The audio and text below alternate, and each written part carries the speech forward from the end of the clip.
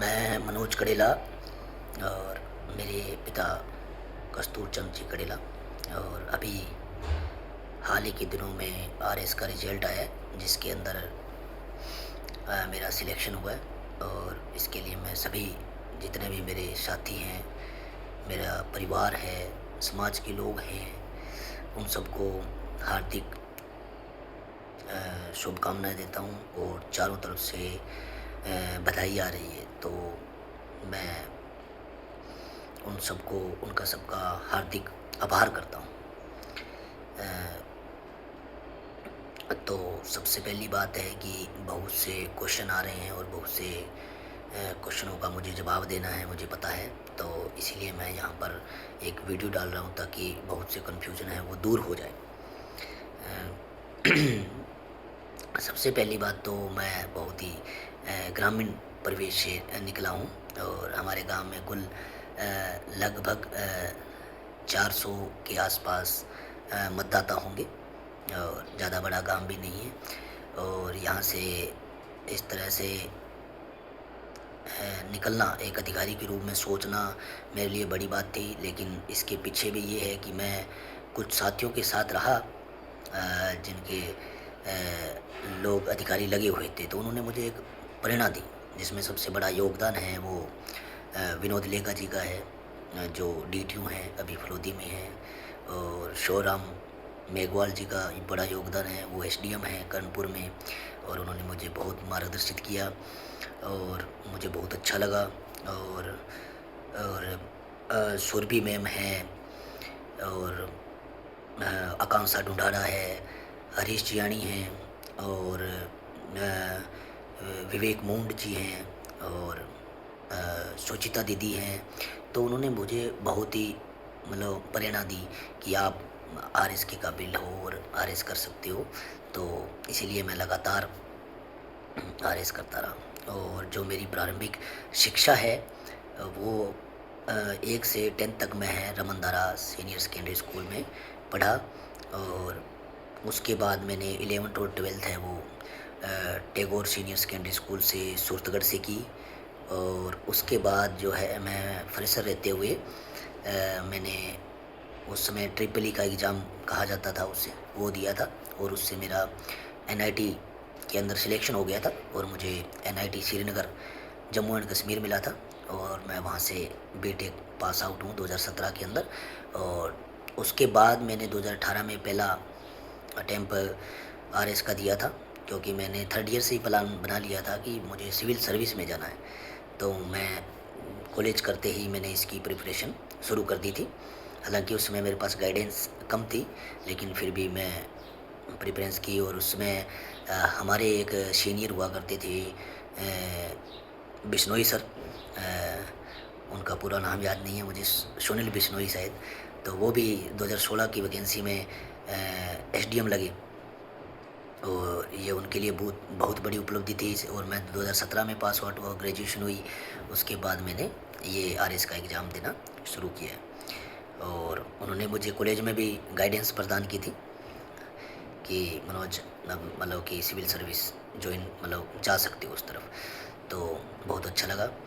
और उसके बाद जो है मैंने 18 में, 21 में, 23 में और ये 24 में ये चारों मेंस लिखे हैं। प्री मेरा क्लियर हो जाता है आराम से, और मैंने चारों मेंस लिखे हैं। और मैं कोई 10, 5 और 15 नंबर से रह जाता था। एक मेंस के अंदर मैं 0.5 से रह गया था। और इस बार है वो मैंने भरपूर अपनी कोशिश की कि मैं पढ़ूँगा। और 8 साल का एक बड़ा गैप होता है, बहुत ज़्यादा तनाव आ जाता है कि जॉब नहीं मिली तो क्या होगा। लेकिन मैं थोड़ा चिल्ली मोड वाला आदमी हूँ, और मैं चिल रहता हूँ। दबाव सभी के आता है, हल्का फुल्का दबाव आता है, लेकिन मैं एक स्थिर आदमी हूँ। मुझे लगता है ऐसा कि मेरे को काफ़ी दोस्त अभी इस वीडियो की यदि मैं कहीं पोस्ट करूँगा तो कमेंट करेंगे कि तो इतना चिल मोड में कैसे रह लेता था। ये 8 साल के इस दौरान तुझे होना चाहिए कि बहुत सी समस्याएं होती है। सबसे बड़ी तो बात होती है कि पैसे की दिक्कत की इतना मतलब कि, और बेरोज़गार रहना इतनी देर, इतने साल बेरोज़गार रहना बहुत बड़ी समस्या बन जाती है। लेकिन मैं सभी को यही कहना चाहूँगा कि आप सबसे बड़ी बात है कि आप सिविल सर्विस की तैयारी करोगे तो सबसे पहले एक अच्छे नागरिक बन पाते हो। आप उन लोगों के बारे में सोच पाते हो जो बिल्कुल वंचित है, पिछड़े हैं, जिनका हमें कल्याण करना है, सरकार की योजनाओं का लाभ जिनको पहुंचाना है। वास्तव में उनके प्रति ये कोई एक दया भाव नहीं है उनके प्रति, ये आपका कर्तव्य बन जाता है। तो मैं और सुविधा मतलब कि बहुत से विषयों को पढ़ना, आप पॉलिटिक्स पढ़ोगे, आप इकोनॉमिक्स पढ़ोगे, आप हिस्ट्री पढ़ोगे, और आप कानून पढ़ोगे, आप समाजशास्त्र पढ़ोगे, आप व्यवहार पढ़ोगे, आप खेल पढ़ोगे, योगा पढ़ोगे, और हिंदी, इंग्लिश, बहुत ही ज़्यादा एथिक्स, पब्लिक एडमिनिस्ट्रेशन, बहुत ज़्यादा वाइड सिलेबस है। और लेकिन आपको इसके अंदर धैर्य बनाए रखना होगा, क्योंकि धैर्य, मेहनत, दृढ़ निश्चय के द्वारा ही ये आपको मेरे को इस मंजिल तक पहुंचाया है। हालांकि किसी को प्रथम प्रयास में ही पहुंचा देता है, किसी को तृतीय प्रयास में पहुंचा देता है, और मेरे को चौथा प्रयास लगा। तो ये सबकी अपनी अपनी योग्यता हैं, योग्यता के अनुसार कुछ लोग हैं वो जल्दी लग जाते हैं, और मैं भी एक योग्य कैंडिडेट था, लेकिन मेरे को मेहनत में थोड़ी बहुत कमी रह गई होगी, तो मेरे को थोड़ा टाइम लग गया। और जैसा कि मैंने बताया है कि मैं चिल्ली मूड वाला आदमी हूँ, चिल में रहता हूँ, कूल रहता हूँ। और मेरे दोस्त जो मेरा ये वीडियो देखेंगे, वास्तव में वो नीचे बताएंगे कि मैं किस प्रकार के व्यक्तित्व का आदमी हूँ, और मैं किस तरह जिया हूँ उनके साथ, और इतने सालों में कैसे रहा हूँ वो बताएंगे। तो ग्रेजुएशन मेरी आपको मैं बता ही रहा था कि एनआईटी श्रीनगर से हुई, और वहाँ पर हमने खूब इन्जॉय किया। और बहुत सारे जूनियर होंगे या मेरे सीनियर भी होंगे जो वो हम आपको बताएंगे कि किस तरह हमने वहाँ पे सरवाइव किए। हमारा ही बेस था जहाँ पर वहाँ एनआईटी श्रीनगर के अंदर हमारे कारण तिरंगा झंडा फहराने के कारण विवाद हुए। उस विवाद के बाद हमने क्या नाम है, कॉलेज की छुट्टियां की गई, फिर हमारे फ्लड आ गया, और फ्लड के बाद वहाँ पर हमारी फिर छुट्टियां की गई, और उसके बाद वहाँ भूकंप भी आने लगे। तो हमें हमारे सीनियर जूनियर यही कहते थे कि आप वाला बैच है वो मतलब कि बहुत ही बेकार बैच है, कि हमें बहुत कुछ देखना पड़ता है जो एनआईटी में किसी ने नहीं देखा है। लेकिन जो इशू हुआ तिरंगे के लिए, इशू हुआ, और वहाँ पर और उन लोगों ने हमें मतलब कि सीनियर ने, जूनियर ने बहुत ज़्यादा सपोर्ट किया, और हमने उस चीज़ को लीड किया था। वो दिन आज भी मुझे याद है, और बहुत से जूनियर के फ़ोन आए एनआईटी से कि सर आपका सिलेक्शन हो गया, आप उस समय भी इस चीज़ों के लिए काबिल थे, लेकिन समय लगा, लेकिन आपने इस मुकाम को हासिल कर लिया। ये कॉलेज के लिए और हमारे मतलब कि हमारे लिए भी एक बहुत बड़ी उपलब्धि है कि आप इस पोस्ट पर पहुंच रहे हो। तो मैं उन सब का धन्यवाद करता हूं कि उन्होंने मुझे कॉल करके जताया। और उसके बाद भी एनआईटी श्रीनगर की कॉलेज की भी रूपरेखा बदल गई। आज वहाँ से जूनियर का फ़ोन आता है तो अच्छा लगता है कि वहाँ बहुत कुछ बहुत ही सरल चल रहा है, और मतलब कॉलेज बहुत ही प्यार से चलाया जा रहा है। और ये देखकर भी मुझे बहुत उनके सुनकर बहुत अच्छा लगता है। मैं कॉलेज का भी आभार व्यक्त करता हूँ कि वहाँ से मुझे एनआईटी करने बीटेक करने का मौका मिला, और मुझे एक अच्छा नागरिक वहाँ भी बनने को मौका मिला, अलग अलग राज्यों के लोगों से मिलने का मौका मिला। वो मेरे लिए बहुत मतलब बहुत मायने रखता है कि मैं बहुत से भिन्न भिन्न धर्मों के के लोगों से मिला, भिन्न भिन्न राज्यों के लोगों से मिला, उनकी आइडियोलॉजी जानी मैंने। तो ये भी एक मेरे लिए बड़ी उपलब्धि थी। और फिर पास आउट करने के बाद मैं वहाँ चला गया। शुरुआती तैयारी है जयपुर से की गई मैंने। 2017 के अंदर जब मैंने एडमिशन लिया था तो सबसे पहले मैंने पतंजलि संस्थान से एडमिशन लिया था, और वहाँ से मैंने सिर्फ परी की तैयारी की थी 2017-18 के अंदर। और मेरा परी आया था 5 अगस्त 2018 को, और वो परी क्लियर हो गया था। लेकिन मुझे लगा था कि मेरा क्लियर नहीं होगा। उस समय मैं इतना नॉलेजेबल नहीं था कि किसी से पूछ पाऊँ कि मेरा हो जाएगा या नहीं हो जाएगा नंबर जोड़ के। तो मैं वहाँ से अपने जो सामान है वो पैक करके सीधा घर लौट आया। तो ये मेरे लिए बहुत दुख के साथ मैं आपको बताना चाहता हूँ कि ये मेरी बहुत बड़ी गलती थी। और उस समय सबसे बात बड़ी थी कि मेंस 11 महीने बाद हुआ था, और बहुत ज़्यादा टाइम मिला था मेंस के लिए। आज की तरह 3-3 या 4-4 महीने नहीं मिलते हैं, 11 महीने मिले थे, मैं अच्छी तैयारी कर सकता था, लेकिन मैं घर आ गया। तो ये मेरी एक प्रथम गलती थी। रेगुलर रहना चाहिए था मुझे वहाँ जयपुर के अंदर ही, और मेंस की तैयारी करनी चाहिए थी। तो फिर मैंने सूरतगढ़ में तैयारी की और सेल्फ किया, और मेरे दोस्त आयूब खान जो पतंजलि इंस्टीट्यूट में ही पढ़े, उनसे नोट्स लिए और उन्हीं नोट्सों के द्वारा मैं पढ़ा। लेकिन मैं वहाँ पर कुछ नंबर से रह गया मेंस पास करने में, पास करने के बाद। और बाद में 2021 का मेंस दिया, वहाँ मैं सिर्फ 0.5 से रहा। फिर मैंने 23 का दिया, और वहाँ मैं आपके 20 नंबर से रह गया। और इस बार मैंने फाइनल सिलेक्शन ले लिया है। और जहाँ तक कि कैलकुलेशन की बात है, मैं इस टाइप की कैलकुलेशन खुद से नहीं कर पाया हूँ, लेकिन जितने भी लोगों ने बताया है कि मेरे को तहसीलदार सर्विस अलॉट हो सकती है, तो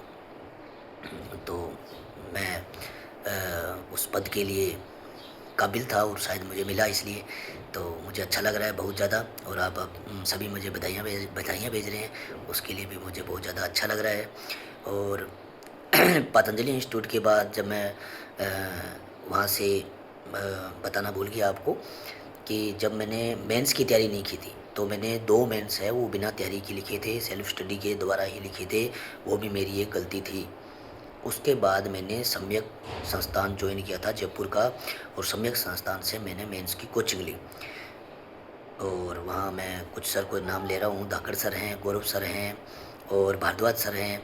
इनके गाइडेंस में मैं पढ़ा हूँ, और मुझे बहुत अच्छा लगता है। विकास चौधरी जी, जिन्होंने मुझे वर्ल्ड ज्योग्राफी पढ़ाई थी, मैं उनका भी बहुत बहुत आभारी हूँ कि उन्होंने बहुत अच्छा पढ़ाया। तो वहाँ से मैंने मेंस की तैयारी की। उसके बाद ये 2 लगातार मेंस है, वो मैंने किसी एक कोचिंग पे डिपेंड रहकर तैयारी नहीं की है। मैं आपको पहले ही बता देता हूँ कि मैं किसी पर्टिकुलर कोचिंग को नहीं अपना श्रेय देना चाहता, क्योंकि ये मेहनत है। वो मेरे पास आप नोट्स भी देखोगे, यदि कोई मेरे नोट्स देखने आए तो आपको भांत भांत के अच्छे टीचर के अलग अलग टाइप के नोट्स दिखाई देंगे। किसी एक संस्थान के प्रॉपर सारे नोट्स आपको दिखाई नहीं देंगे। जैसे आपको मैं बता देता हूँ कि कुछ मेरे नोट्स हैं वो सम्यक संस्थान के हैं, कुछ नोट्स हैं वो स्प्रिंग बोर्ड के हैं, जैसे मेरे को पता है कि इकोनॉमिक सर्वे जो है वो मैं सिरेमिक एकेडमी जो विकास गुप्ता सर पढ़ाते हैं, मैं उन्हीं का पढ़ता हूँ। वो बेस्ट लिखते हैं, अच्छा लगता है मुझे भी उनका पढ़ना, उनका पढ़ाना भी अच्छा लगता है। उनका कोर्स सिर्फ 100 रुपये में अवेलेबल होता है, वो बहुत अच्छी बात है। और मैं दोस्तों को ज़रूर कहूँगा कि यदि किसी भी परीक्षा में इकोनॉमिक सर्वे आता है तो वहाँ से आप ले सकते हो। तो उन्हीं के द्वारा आपको पढ़ना चाहिए। और जैसे पॉलिटी की बात करो तो पॉलिटी मैं पढ़ा हुआ हूँ। गौरव सर नहीं, सॉरी, सम्यक संस्थान में ही पढ़ाते थे वो। उनका पॉलिटी जोन नाम से एक एप्लीकेशन है और चैनल भी है टेलीग्राम पे, मुझे याद है। और मैं उनका नाम रिकॉल नहीं कर पा रहा हूँ, सॉरी उसके लिए सर। और मतलब वो बहुत अच्छा पढ़ाते हैं, बहुत अच्छा पढ़ाते हैं। उन्होंने ही सबसे पहले पॉलिटी पढ़ाई थी सबसे कम पेजों में, और वो क्वेश्चन जो बिल्कुल आते थे, उन्होंने वो सबसे शॉर्ट, आज भी मैं प्री में उनके नोट्स पढ़ के पास कर देता हूँ, और उनके क्वेश्चन आते हैं। तो वास्तव में वो टीचर थे कि वही चीज़ लिखाना जो वास्तव में परीक्षा उपयोगी हो। आजकल कुछ टीचर होते हैं जो 500 का आपको 500 पेज का रजिस्टर तैयार करवा देते हैं। अब 500 पेज का रजिस्टर तैयार करवाने पर 20 में से 20 क्वेश्चन आगे मान लो, लेकिन यदि आपको 250 पेज अच्छे पढ़ के यदि 15 क्वेश्चन भी आ जाते हैं, तो मैं कह रहा हूँ कि आप 250 से 15 वाला ये वाला प्रिपेयर करो कि 250 पेज में 15 क्वेश्चन। और टीचर वही होता है जो परीक्षा बनाने वाले का दिमाग पड़ता है कि अब कि इस बार क्वेश्चन यहाँ से उठेगा, तो ये चीज़ें लिखाना बच्चों को ज़्यादा ज़रूरी है। बहुत बड़ा जो ऐसे नोट्स, भारी भरकम नोट्स बनाकर बच्चों को डराना, बहुत ही ये कोचिंग संस्थानों की नाइंसाफ़ी है। कोचिंग में ऐसे टीचर होने चाहिए जो परीक्षा जो क्वेश्चन बनाने वाले का दिमाग पढ़ सके, परीक्षा के लिए जो क्वेश्चन बनाता है उसका दिमाग पढ़ सके। मैं उन्हीं टीचरों से भी ये कहना चाहूँगा कि वो कृपया करके इतना भारी भरकम नोट्स न बनाए। यदि आपको आप अच्छे से पढ़े हो और बिल्कुल आपको इन चीज़ों का नॉलेजेबल है। मैं ये नहीं मानता कि कोई टीचर मतलब कि कमत्तर है। मुझे पता है उनका अलग सिस्टम है, उनका चलता है और पढ़ना हमें भी अच्छा लगता है। मैं बात बता रहा हूँ बहुत से टीचरों की। और गौरव शर्मा जो सम्यक संस्थान से है, आपको इतना मतलब कि मुझे पता है कि वो इतना अच्छा पढ़ाते हैं और बिल्कुल शॉर्ट एंड स्वीट। शायद वो जब उनसे मैं पर्सनली मिला था तो मुझे आज भी याद है कि उन्होंने एप्रिसिएशन दिया था कि इस बार या अगली बार आपका ज़रूर हो जाएगा। आपने बहुत उन्होंने क्वेश्चन लिखवाया था और मैंने बहुत अच्छा जवाब लिखा था उसके लिए। तो उनका बहुत बहुत धन्यवाद। वो 3-4 सब्जेक्ट पढ़ाते हैं, अकाउंट ऑडिटिंग वगैरह और लॉ वगैरह भी पढ़ाते हैं। तो वो बहुत ज़्यादा अच्छा पढ़ाते हैं और बहुत ही सीमित शब्दों में। तो मैं ये कह रहा हूँ कि पर्टिकुलर मैं किसी का नहीं। अब बात आती है कि इस मेंस के दौरान मैंने परी कैसे किया, मेंस कैसे किया, कौन सी टेस्ट सीरीज ज्वाइन की, इंटरव्यू कहाँ दिए, मॉक कहाँ दिए और फिर आपका फाइनल कैसे है। तो क्योंकि ये जो मेरा फाइनल सिलेक्शन इसी परीक्षा में हुआ तो मैं आपको बता देता हूँ कि सबसे पहले कि मैंने जो परी है वो मैंने सेल्फ तैयार किया। और उसके तो तैयारी के दौरान मेरे परी की स्ट्रेटजी सीधी सी रहती है कि 3 सब्जेक्ट क्लियर कर लो बिल्कुल। जैसे मैंने इकोनॉमिक सर्वे, करंट अफेयर और मैथ एंड रीजनिंग मेरी स्ट्रॉन्ग है। तो 3 जब मेरे को स्ट्रॉन्ग बना लिया मैंने, तो 4 मेरा कमज़ोर भी रह गया। तो मैं कोई बात नहीं, लेकिन मेंस के अंदर तो आप उन सबको करना ही करना है, लेकिन कोई बात नहीं। लेकिन 3 को स्ट्रॉन्ग बना के आप परी आराम से निकाल सकते हो। पिछली बार 56 क्वेश्चन मेरिट गई थी। इन तीन जो कोर सब्जेक्ट मैंने बना रखे हैं खुद के, सबके अलग अलग होंगे। ये बात याद रखना, ये सबके अलग अलग होंगे। 3 कोर सब्जेक्ट में से क्वेश्चन गलत नहीं होना चाहिए। 21 या 63 क्वेश्चन मान के चलता हूँ कि इनसे आते हैं। ज़्यादा भी हो सकते हैं, ये कम भी हो सकते हैं, लेकिन 60 से कम नहीं होंगे। तो यहाँ से आपको केवल कुल मिला के 45 या 40 क्वेश्चन निकालने हैं। बाकी संपूर्ण आपको लगभग 90 या 80 क्वेश्चन के अंदर केवल और केवल आपको 16 क्वेश्चन बचाने थे, कैसे भी करके। और आपको पता है कि मेंस के लिए सब कुछ पढ़ना ही पड़ता है, तो थोड़ा थोड़ा सबको आपको बढ़िया नॉलेज होता ही होगा। तो उनमें से यदि आप 7-7 क्वेश्चन सही करोगे तब भी आपका सिलेक्शन हो जाता है। इतना नॉलेज मैं मानता हूँ कि परी के लिए दृष्टि से सही रहेगा। और ज़्यादा उसमें आप 100 में से 100 लाने की कोशिश बिल्कुल मत करो, क्योंकि वो किसी के नहीं आते। और इतना आपको पता है मेरिट ही नहीं जाती। मेरिट जो पहले बताते हैं कि ज़्यादा जाएगी, वो टीचर और वो बच्चा दोनों मूर्ख हैं। क्योंकि मेरिट का डिसाइड पेपर के लेवल पे होता है। उससे पहले आप नहीं बता सकते कि कितनी मेरिट जाएगी और कितनी नहीं।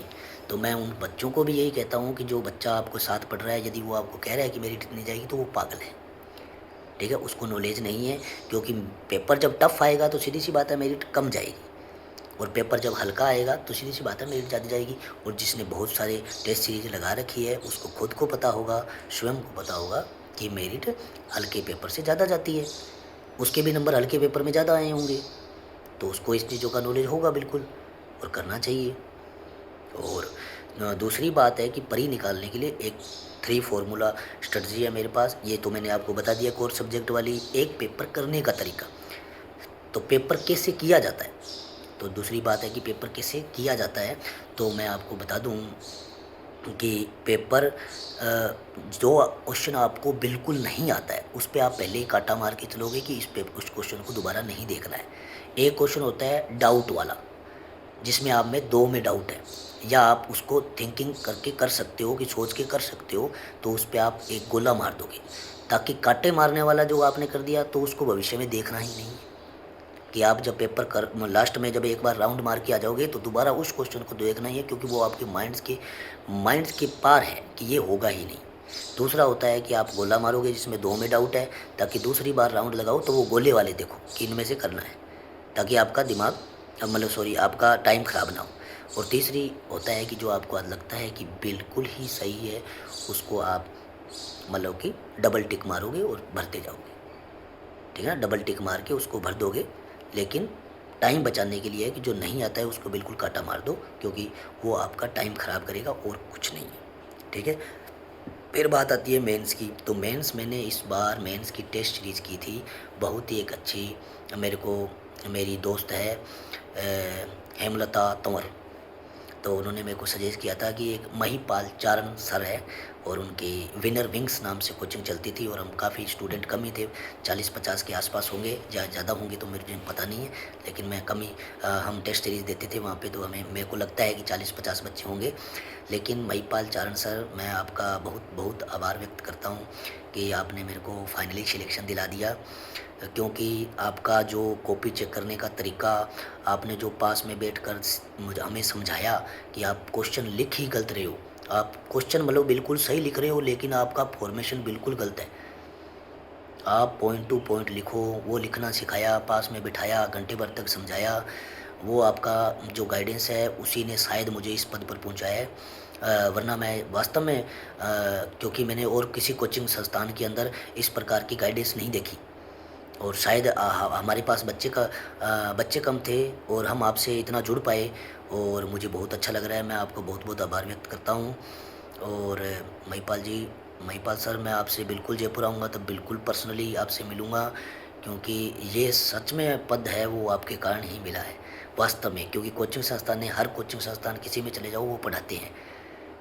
टेस्ट के बाद वास्तव में जो गाइड करना है, क्या होता है वो गाइडेंस, उसका असर क्या पड़ता है, उसका पेपर पे इम्पैक्ट कैसे करना है, वो सब कुछ चीज़ें आपने मेरे को सिखाई है। वास्तव में जब आप मेरे को एक क्वेश्चन पेपर लिखने का बोला था और मैंने पूरा लिख दिया था और आपने बोला था कि 5-7 क्वेश्चन ऐसे हैं जिनके अंदर मैं आपको पूरे के पूरे नंबर दे सकता हूँ, आपने सारे फैक्ट लिखे हैं, लेकिन आपका फॉर्मेशन बिल्कुल गलत है, आपने बुलेट्स नहीं बनाए, आपने ये नहीं लिखा, वो बिल्कुल बारीकी से कॉपी चेक करना। और आपने कहा कि इस पेपर में आपके 100 नंबर आ सकते हैं लेकिन मैं आपको 50 या 40 भी नहीं दूंगा, और यही आपके साथ आज तक 3 मेंस के दौरान हुआ है और आप इसको समझ नहीं पाए।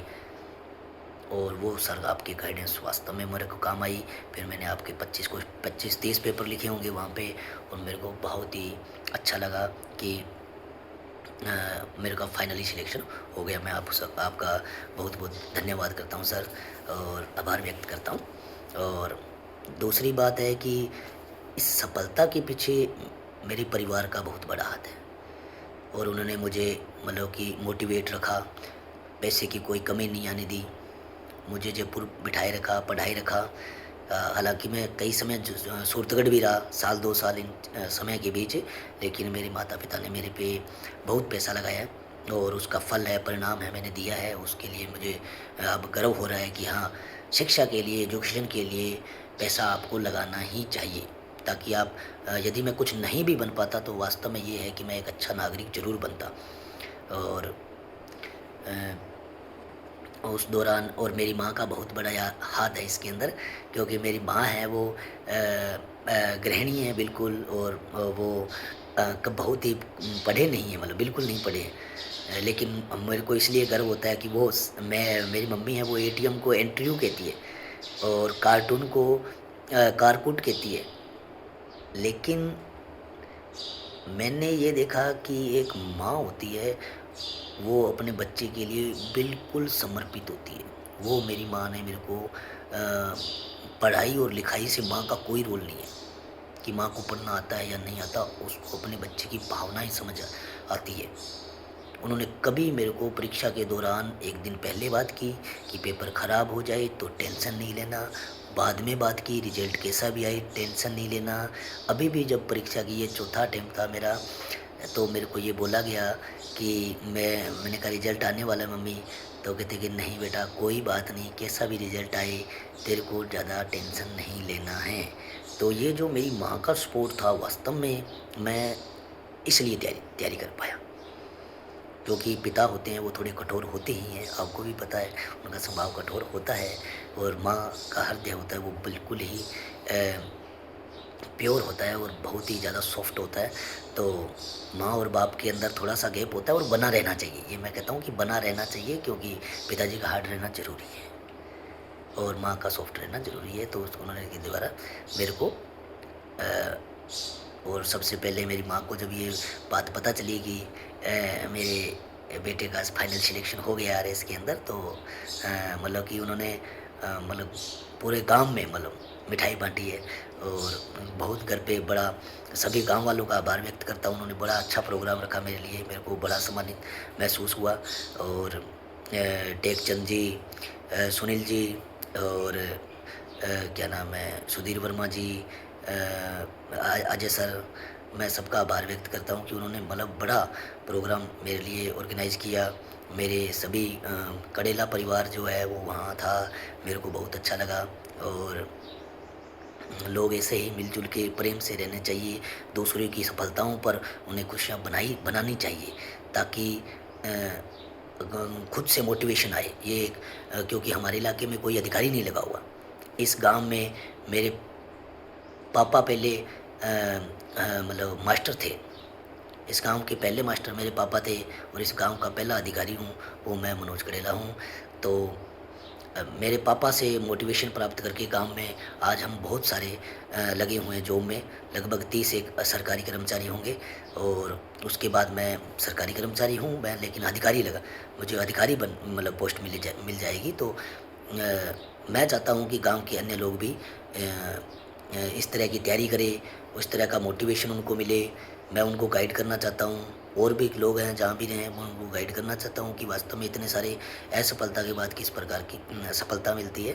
तो मैं इस चीज़ को भी प्रमोट करना चाहूँगा, ताकि हमारे इलाके जो बहुत ही इस फील्ड के अंदर पिछड़ा हुआ है। हमारे यहाँ first grade, second grade, third grade, fourth grade भरे हुए हैं।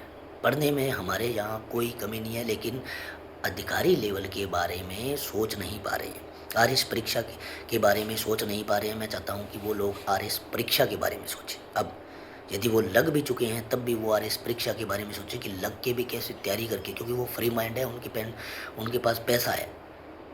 तो आप पैसा खुद पे मत लगाओ, आप एक बार ज़रूर इसके लिए जो है वो एफर्ट लगाओ कि आप क्या पता आरएस निकाल दो। आपकी भविष्य की पीढ़ियों के लिए आपको एक प्रयास ज़रूर करना चाहिए। और सीधी सी बात है कि आप नहीं भी लग पाओगे ना, तो आरएस ऐसी परीक्षा है जो आपको एक अच्छा नागरिक बनाती है। मैं चाहता हूँ कि कम से कम आप तैयारी करके अपना ज्ञान का जो ज्ञान को मतलब भिन्न-भिन्न तरीकों में फैला लो, ताकि आपको न्यूज़पेपर पढ़ने में आसानी हो। आप न्यूज़पेपर इतना अच्छा पढ़ पाओगे इस परीक्षा के बाद कि आपको लगता है कि हाँ, ये सी चीज़ होती थी तो ऐसा समझ में आता है। तो वो आपको हर चीज़ जो न्यूज़पेपर में लिखी होगी वो समझ में आएगी। आपको विदेश नीति तक समझ में आने लग जाएगी कि हम ऐसा क्यों कर रहे हैं। आपको पॉलिटी समझ में आएगी कि इस प्रकार का कोई प्रावधान आता है तो किस प्रकार क्या लागू होता है, किसी को किस प्रकार पद से हटाया जाता है। सब प्रकार की न्यूज़ पढ़ने में आपको सहूलियत होगी। इकोनॉमिक्स पढ़ने में आपको बहुत अच्छा लगेगा, क्योंकि इकोनॉमिक्स समझ में नहीं आती है लोगों को। सरकार बस लोग इतना जानते हैं कि महंगाई कम हो गई या ज़्यादा हुई है, उसके अलावा कोई कुछ नहीं जानता है। Repo rate, reverse repo rate, तो सब प्रकार का आपको नॉलेज हो जाएगा। तो ये एक ज्ञान का भंडार का सागर की वाली परीक्षा है। आप सिर्फ ज्ञान के लिए भी पढ़ सकते हो, आप सिर्फ ज्ञान के लिए भी एक बार तैयारी कर सकते हो, ताकि आपको मतलब कि अपने बच्चों को उस आप तैयारी करोगे, आप असफल होगे कोई बात नहीं, आपके बच्चे सफल होने चाहिए उसके अंदर। आप जब को उस चीज़, क्योंकि पेरेंटिंग अच्छी होगी तभी बच्चा सही डायरेक्शन में जा सकता है। यदि आपको ही नहीं पता आरएस क्या होता है, आप अपने बच्चों को क्या नाम है लेके जा रहे हो किसी दूसरे के पास, और उसको वो गाइडेंस आपको दे रहा है, आपने क्यों नहीं तैयारी की? आप तैयारी कीजिए, फिर अपने बच्चों को गाइडेंस दीजिए कि इस प्रकार की तैयारी इस प्रकार होती है। आपको इस सिलेबस इस मतलब कि बच्चे पे थोपना कुछ नहीं है, लेकिन उसकी इच्छा के अनुसार उसको अच्छी डायरेक्शन देनी है कि आपको इस टाइप का क्या नाम लेते हैं विषय चुनाव करना है, ताकि आपको आगे परीक्षा देने में क्या हो सहूलियत हो। तो बच्चा अच्छी आधी परीक्षा बच्चा अच्छी पेरेंटिंग के कारण पास करता है।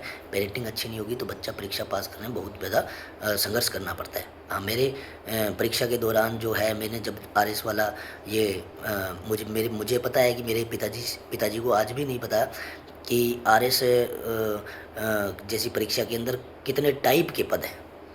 उन्हें यही पता है कि एसडीएम, तहसीलदार, डीटीओ, बीडीओ, लेकिन भांत-भांत के बहुत सारे पद हैं। तो सभी की जानकारी होनी चाहिए। तो मैं चाहता हूँ कि ये वीडियो है वो बहुत लोगों तक पहुँचे। और किसी भी प्रकार की गाइडेंस की यदि ज़रूरत हो तो वो मुझे अपने बच्चों के लिए या अपने दोस्तों के लिए वो मुझे कॉल कर सकते हैं। मैं सभी का कॉल उठा रहा हूँ और मुझे अच्छा लगेगा कि मेरे इलाके के लोग पढ़ें और मैं चाहता हूँ कि वो ज़्यादा इसके अंदर मुझसे भी अच्छा करें, क्योंकि अ, पढ़ने हमारे पास इधर अच्छा खासा लोगों के पास पैसा है, पढ़ सकते हैं, तो उनको मतलब कि पढ़ना चाहिए। तो मैं यही कहूँगा कि आपकी जो आपने मेरे लिए बधाइयाँ भेजी है, मैं उसके लिए आभार व्यक्त करता हूँ और भविष्य में मैं तो आपको पद पर रहकर कभी भी निराश नहीं करूँगा। अच्छा कार्य करूँगा, देश के लिए कार्य करूँगा, जो मेरे कर्तव्य हैं मैं उनको निभाऊँगा और इसी तरह मैं खुश रहूँ, खुशी बनाए रखूँ। मेरे अब जो है वो अंत में मैं आपको अपने दोस्तों के बारे में बताना चाहता हूँ, क्योंकि सबसे बड़ी चीज़ ही वही है कि दोस्त, उस दोस्त मेरे दोस्त नहीं हैं, मतलब मेरे जिगर के टुकड़े हैं और उन्होंने बहुत ज़्यादा मेरा सहयोग किया है। मैं वास्तव में उनका मतलब नाम लूँगा तो मेरे दिल के अंदर अंदर की खुशी अलग ही होती है कि आज वो कितने खुश हैं। तो सबसे पहले जिन्होंने मेरे को आरएस की परीक्षा देने के लिए उत्साहित किया कि यार civil service is the best service, इसमें आओ और कार्य करो, इसके लिए अपने राज्य के लिए कार्य करो, तो वो थे मानव लेगा। मैं और मानव टैगोर स्कूल में ही पढ़े और वहीं से हम रूम पार्टनर थे। वो दोस्ती 2011-12 के अंदर हुई थी और आज तक हम वैसे ही दोस्त हैं, उससे भी ज़्यादा गहरे हमारे रिलेशन कभी ख़राब नहीं हुए, क्योंकि हम बहुत ही पोलाइट हैं और एक दूसरे का सहयोग करना बड़ी बात होती है। तो हम हमेशा एक दूसरे के सहयोग करें और मानव लेगा के ही चाचा हैं वो विनोद लेगा जी हैं, जो डीटीओ हैं। उन्होंने मेरे को बहुत ज़्यादा मार्गदर्शन किया, उनके लिए मैं उनका आभार व्यक्त करता हूँ। समय समय पर गाइडेंस देना और इंटरव्यू से पहले उन्होंने एक बार मेरे से बात की और मेरे को बहुत अच्छा लगा उस दिन, और मेरे कसम से मेरी जो घबराहट थी वो कम हो गई, कि मैं बहुत ज़्यादा घबराता था इंटरव्यू से पहले। हल्का मतलब कि घबराहट होती है, सबको होती है, इसमें कोई दो राय नहीं है। सभी अपनी घबराहट को छुपाने का ही प्रयास करते हैं इंटरव्यू के दौरान, और कुछ नहीं होता है। तो उन्होंने यही बोला था कि आपको जो क्वेश्चन नहीं आए आप खुल के मतलब कि सॉरी बोल देना, आंखों में आंखें मिला के सभी की सॉरी बोल देना। और सॉरी बोलना कोई गलत बात नहीं होती है, लेकिन गलत इन्फॉर्मेशन देना इंटरव्यू के दौरान बहुत ज़्यादा नुकसानदेह हो सकता है।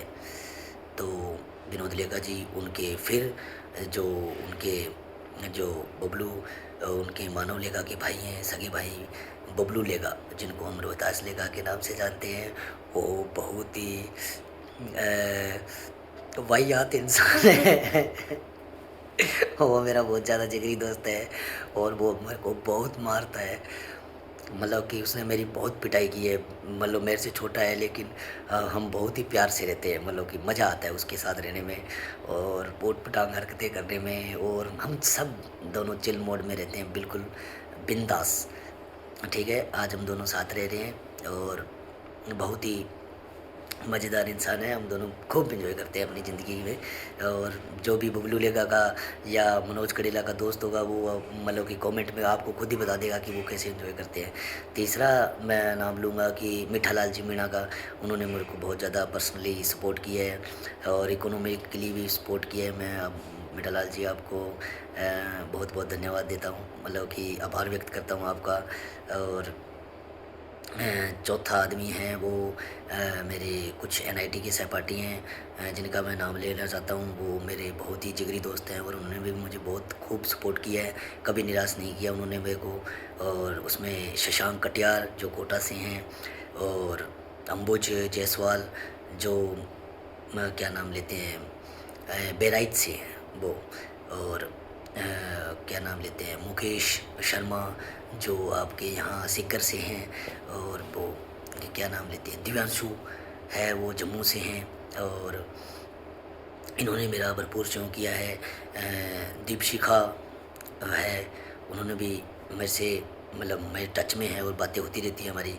और ये मेरे कुछ एनआईटी के दोस्त हैं। एनआईटी के अंदर एक जनवा दोस्त है मेरा, और अंकित गुप्ता भी मेरा दोस्त है। उन्होंने भी मतलब हमसे बातें होती रहती है हल्की फुल्की जो भी है। तो अच्छा लगता है ये कि दोस्तों का जुड़ाव आज भी बना हुआ है। असफलता ही डिसाइड नहीं करती है कि कौन दोस्त रहेगा और कौन नहीं। जिनके मतलब रिलेशन अच्छे रहने होते हैं और जो अच्छे से बातचीत करते हैं उनके रिलेशन हमेशा अच्छे रहते हैं, कोई छोड़ के नहीं जाता। विशाल, आपका नाम है मतलब विशाल है, संजय है, नाम लेना भूल गया, वो बहुत ही मेरे क्लोज दोस्त हैं। विशाल जो बिहार से है और संजय जो वाराणसी से है। Sanjay, love you bro. Vishal Babu, love you bro. मतलब इतना सब मैंने सहन किया, वो आप दोस्तों की बदौलत सहन किया। और मेरे कुछ दोस्त हैं जिनका नाम लेना चाहता हूँ मैं। हरीश जियानी हैं, आकाशा डुंडाड़ा है, सुचिता दीदी है, सुरभि मैम है, और धर्मेंद्र है। तो ये भी मेरे अच्छे दोस्त हैं और जिनके कारण मैं इस मार्ग को मैं अपने आप को, खुद को यहाँ तक ला पाया हूँ।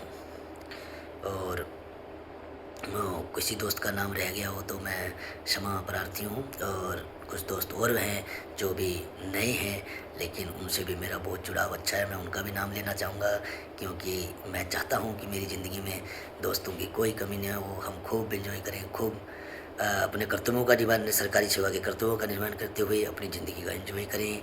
तो मैं जो है मंजू जी का, और सारण, और दिनेश हुड्डा, और पवन पंडित, और सौरभ, क्या नाम है, सौरभ, और इन सब का भी आभार व्यक्त करता हूँ। कोई दोस्त रह गया हो तो, छूट गया हो तो मुझे क्षमा करना। मतलब कि किसी दोस्त का नाम छूट जाना बहुत दुखदाई है मेरे लिए। लेकिन मैंने गिन के, क्योंकि मैंने ये कोई लिखा नहीं है कहीं अभी कि मैं लिख के फिर आपको बताऊं किन दोस्तों के नाम, लेकिन जो मेरे को याद थे तो मेरे को अच्छे से, तो वो कोई दोस्त ऐसा भी हो सकता है जो वास्तव में नाम लेना रह गया हो, तो मैं क्षमा प्रार्थी हूँ। और जिसकी बात करें अपने किसकी बात करें हम, लगभग सब बातें हो चुकी है कि मैं कैसे जिया हूँ, और इन दोस्तों की वजह से जिया हूँ। हमेशा चिल मोड में जिया हूँ, एंजॉय किया है, खूब मज़ा आ गया। और अब तो और भी ज़्यादा ऐसे एक्साइटेड हूँ। लेकिन यहाँ ज़िंदगी का जो जो इस परीक्षा का है वो सफ़र ख़त्म नहीं हुआ है। मैं एक अटेम्प्ट और देना चाहता हूँ फुल दम के साथ, ताकि मैं उस इसी आर एस बन पाऊँ, प्रॉपर आर एस में बन पाऊँ। एसडीएम का पद ग्रहण कर मुझे चाहिए, तो शायद मैं एक अटेम्प्ट और दूंगा और फुल जोश से। तो वो मेरा आखिरी अटेम्प्ट होगा ये आगे वाला, क्योंकि अब इन चीज़ों के लिए अब मैं अपना पद पे जा रहा हूँ, वहाँ पे मुझे अपने कर्तव्यों का निर्वहन करना है। तो उसके साथ तैयारी करना हो सकता है डिफ़िकल्ट हो, लेकिन एक अटेम्प्ट जरूर देंगे और वो अच्छे से देंगे। शायद अपनी रैंक सुधार पाऊँ, और मुझे अच्छा लगा बिल्कुल। तो अब इस सेक्शन को जो है वो यहीं समाप्त करते हैं। और आप सबसे जो भी मैं शेयर कर पाया, यदि आपको अच्छा लगा हो तो आप शेयर कर देना और आगे, ताकि जिन लोगों के पास ये मैसेज आएगा वो पढ़ने का तरीका बदलेंगे। एक बात और, कुछ लोगों को मैंने इसके लिए भी गाइड किया है कि जिन परीक्षाओं के अंदर कोई 36 पर 36 क्वेश्चन करने का रूल या 40 क्वेश्चन करने का रूल, इस प्रकार का रूल है, तो मैं उन सब से यही कहता हूँ कि जब आप टेस्ट सीरीज़ देना चाहो तो आपको टॉपर आने की कोई ज़रूरत नहीं है। टेस्ट सीरीज़ के अंदर आपको, मैं तो ये तो कहता हूँ कि किसी भी परीक्षा में टॉपर आने की कोशिश मत करो। लेकिन जिन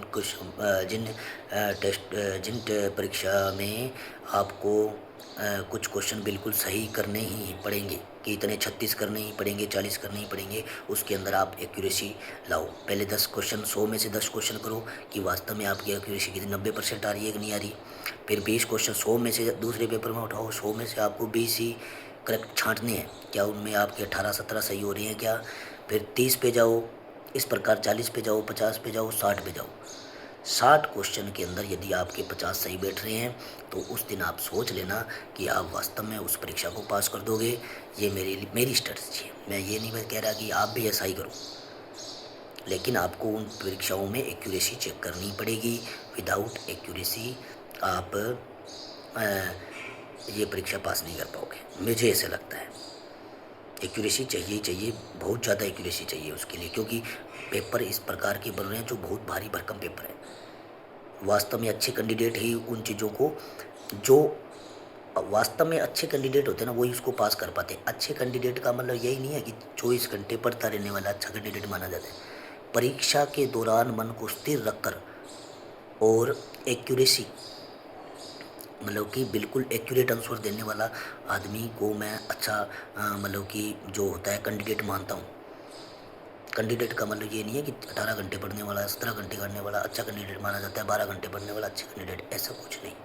कैंडिडेट इससे डिसाइड ही नहीं होते। मैं हमेशा ही, आप मेरे दोस्त के नीचे कमेंट आएंगे कि भाई ये 4 घंटे से ज़्यादा या 5 घंटे से ज़्यादा पढ़ता ही नहीं था। जो मेरे रियल दोस्त होंगे, अच्छा एक दोस्त का नाम रह गया, मैं बहुत ही क्षमा प्रार्थी हूँ भाई, मतलब एक क्या 2-3 दोस्त रह गए, मैं बहुत ही गिल्ट फील कर रहा हूँ कि उनके नाम अब याद आ रहे हैं मेरे को। श्रवण चौधरी भाई, तेरे को सपना आया था कि मेरी रैंक 38 आएगी, लेकिन वो एससी कैटेगरी के अंदर, बॉयज़ के अंदर मेरी रैंक 38 आई है। लेकिन देखो शायद सपना वही आया होगा, लेकिन वास्तव में भाई मतलब कि तुम बहुत अच्छा इंसान है श्रवण, और मैं तेरे साथ मैंने 2.5 साल बिताए हैं, और मैं अब तेरे को भूल गया, लेकिन सॉरी ब्रो, मतलब तुम बहुत अच्छा इंसान है और मेरी कामयाबी में तेरा बहुत बड़ा योगदान है भाई। और क्या नाम है, मेघराज जी, आपका भी बड़ा योगदान है। और क्या नाम लेते हैं, राहुल और विक्रम, श्रवण जी और अनिमेश और हर्षित भाई, और कौन रह गया, मतलब कि लगभग सभी दोस्त आ गए मेरे को लग रहा है। अब कोई रह गया हो तो मैं क्षमा प्रार्थी हूँ, और तो क्या ही कर सकता हूँ। और तो इस टाइप से मैंने परीक्षा की तैयारी की है, और उसी प्रकार आपको एक्यूरेसी पे काम करना है अपनी, और एक्यूरेसी अच्छी करके आप परीक्षा को निकाल सकते हो। ये एक्यूरेसी वाला कंसेप्ट हर परीक्षा में लागू होता है, और वो जो मैंने थ्री वाला बताया आपको, वो भी आपको करना है, क्योंकि उसी से परीक्षा मतलब कि पास होगी। और आप सबका आभार। जहाँ मुझे ऐसा लगता है कि मेरे को अपने राज्य से ही बधाई नहीं आई, या अपने ज़िले से ही बधाई नहीं आई, क्योंकि मैंने NIT किया है, तो दूर दराज राज्यों से भी मुझे बधाइयाँ आई है। तो मैं बहुत आभार व्यक्त करता हूँ सबका, और मुझे बहुत अच्छा लग रहा है, और लव यू गाइज। और आप भी ऐसे ही कहीं जिंदा दिल हो, और ऐसे ही खुश रहो, और हर किसी को सफलता नहीं मिलती। और सबसे बड़ी बात यार, मैं बताना भूल गया, सबसे बड़ी इम्पोर्टेंट बात जो मैं शुरुआत में ही कहनी चाहिए थी, जो मैं अब कह रहा हूँ, कि हर वो जो RS पे एस्पिरेंट है, जो जिसने अभी ये मेंस का दिया, इंटरव्यू दिया है, वो 2391 बच्चे जो भी हैं, वो बिल्कुल टैलेंटेड बच्चे हैं, वो बिल्कुल टैलेंटेड बच्चे हैं। मैं चाहता हूँ कि उन टैलेंटेड बच्चों को राज्य सरकार कहीं ना कहीं जॉब दे, क्योंकि एक कदम पीछे रहने वाला इंसान फेल नहीं होता। और वो 2 ऐसे अच्छे फेज पास करके आया है, जो मतलब कि उनको, मतलब कि वो सर्विस जो राज्य की सबसे बड़ी सर्विस है, उसके वो 2 फेज उन्होंने पास किए हैं। और 7-8 लाख लोगों के अंदर वो सिर्फ 2300 लोग थे, जिनमें से 1096 लोगों को पद मिल जाएगा। बाकी जो रह गए 1000 बच्चे, 1000-1200 बच्चे हैं, उनको कहीं ना कहीं सरकार को जॉब देनी चाहिए, क्योंकि 3 साल की मेहनत के बाद यदि उनके लिए फेलियर का टैग लगता है तो ये अच्छी बात नहीं है। कुछ परीक्षाओं में सिर्फ एक ही स्टेप है, आप उन परीक्षाओं में कहीं ना कहीं उनको एडजस्ट कर सकते हैं, क्योंकि वो वेल डिजर्विंग कैंडिडेट है। मैं मानता हूँ कि सरकार को भी इसके प्रति सोचना चाहिए, कोचिंग संस्थानों को भी इसके लिए सरकार से गुजारिश करनी चाहिए, गुजारिश ही की जानी चाहिए। ये कोई दबाव का विषय नहीं है कि हाँ भाई जिनको, हाँ, ये भी हो सकता है कि वो एक अटेम्प्ट दिया हो, चलो उसको न दिया जाए, पहली अटेम्प्ट के अंदर दौरान उसको ये वाला जॉब न दिया जाए, लेकिन सेकंड अटेम्प्ट या थर्ड अटेम्प्ट, क्योंकि ये 3 साल की परीक्षा में टाइम लग जाता है, पूरा 3 साल 2 साल के अराउंड इस करने में लग जाता है। तो यदि वो 2-3 साल करता है तो वो 5-6 साल के लिए बेरोजगार रह जाता है। तो मैं ये कहना चाहता हूँ सरकार से कि यदि उसने 2 अटेम्प्ट दिए हैं और उसके बाद फिर भी यदि वो इस उसमें है रैंक में, तो यदि वो जॉबलेस है, तो मैं चाहता हूँ कि उसको जॉब दी जाए। जॉब में है उसको न दी जाए, लेकिन जॉबलेस है उसको जॉब प्रोवाइड की जाए, कोई ना कोई छोटी मोटी जॉब, ताकि समाज से इस प्रकार का जो बेरोजगारी का टैग है उसका वो हट जाए। और बहुत सारी यूपीएससी ने इस प्रकार का किया है, मैं ऐसे नहीं है कि अपने मन से कह रहा हूँ, यूपीएससी ने किया है, शायद यूपीपीसीएस ने भी किया है। तो हमारी राजस्थान के मुख्यमंत्री भजनलाल शर्मा जी से गुजारिश है मेरी कि आप भी उन बच्चों का थोड़ा ख्याल रखें जो बिल्कुल ही बेरोजगार हैं, उनको कहीं ना कहीं रोजगार दिया जाए। और जिनके पास ऑलरेडी ऑलरेडी जॉब है तो उनको तो चलो कोई बात नहीं, वो नेगलेक्ट भी कर सकते हैं, लेकिन जो बिल्कुल ही बेरोजगार हैं, और क्योंकि ये परीक्षा ऐसी है जिसके लिए व्यक्ति है वो बहुत मेहनत करता है और इस मुकाम पर पहुंचता है, इंटरव्यू के मुकाम पर पहुंचता है। 2 कदम पीछे रहने वाला इंसान हारा हुआ नहीं है, वो भी जीता हुआ है, वो भी जीता हुआ है। रैंक बेस अलग अलग आने के कारण 1-2 नंबर 0.5 से कोई 0.5 से, तो इसका मतलब 0.5 या 2 नंबर 4 नंबर 6 नंबर रहने वाला इंसान कोई उसकी गलती नहीं है, वो बहुत ज़्यादा टैलेंटेड इंसान है और सरकार को ऐसे टैलेंटेड लोगों की ज़रूरत है। वो हर फील्ड में सक्षम है, उसे बहुत ज़्यादा वो काम करने के लिए उत्सुक है, इसलिए उसने इस प्रकार के परीक्षा का चुनाव किया है, सरकार में आने का इस सर्विस में आने का चुनाव किया है। तो मैं चाहता हूँ कि उनको सरकार कहीं ना कहीं जॉब दे। मेरे को बहुत अच्छा लगेगा यदि वो सरकार इस प्रकार का फैसला लेती है। और मैं चाहता हूँ कि वो लोग इसको शेयर करें जो मतलब कि इसके अंदर बिल्कुल बेरोजगार रहे सेकंड अटेम्प्ट के दौरान। फर्स्ट अटेम्प्ट का चलो हम ठीक है, हम कह सकते हैं कि भी 3 साल की बेरोजगारी झेलने का कोई हिम्मत रखता होगा, लेकिन नहीं रखता। सरकार यदि उनके बारे में भी सोचती है तो बहुत अच्छा होगा, इससे तो ज़्यादा अच्छा कुछ हो भी नहीं सकता। लेकिन सेकंड अटेम्प्ट वालों को, थर्ड अटेम्प्ट, फोर्थ अटेम्प्ट के बाद ही बेरोजगार है तो उनको कहीं ना कहीं जॉब देनी चाहिए। और वो बहुत राज्य के टैलेंटेड लोग हैं। और ऐसे यदि कहीं भी पटवारी लगाओ, वीडियो लगाओ, एलडीसी लगाओ, आप कहीं भी एडजस्ट कर सकते हो उन 1000 लोगों को, तो ये कोई बहुत बड़ा इशू भी नहीं है। आप उनको टीचर तक बना सकते हो। वो हर फील्ड में उन्होंने लगभग 20 सब्जेक्ट पढ़े हैं, 20 सब्जेक्ट का उनको नॉलेज है। वो मतलब कि आप 5वीं तक लगाना चाहो 5वीं तक लगाओ, 10वीं तक लगाना चाहो 10वीं तक लगाओ, वो हर फील्ड में पढ़ा सकते हैं। तो राज्य सरकार से गुजारिश है कि इस प्रकार के मामले को भी ध्यान में रखें, ताकि वो बच्चे जो हैं उनको भी जॉब मिल जाए। और ये कोई राज्य सरकार पे दबाव की बात नहीं, लेकिन ये बच्चों के लिए है। और जो मेरे को कहना था मैंने अपने दिल से कहा है। और लव यू गाइज, आप भी खुश रहें, हंसें और कुछ ना कुछ हासिल करें। धन्यवाद।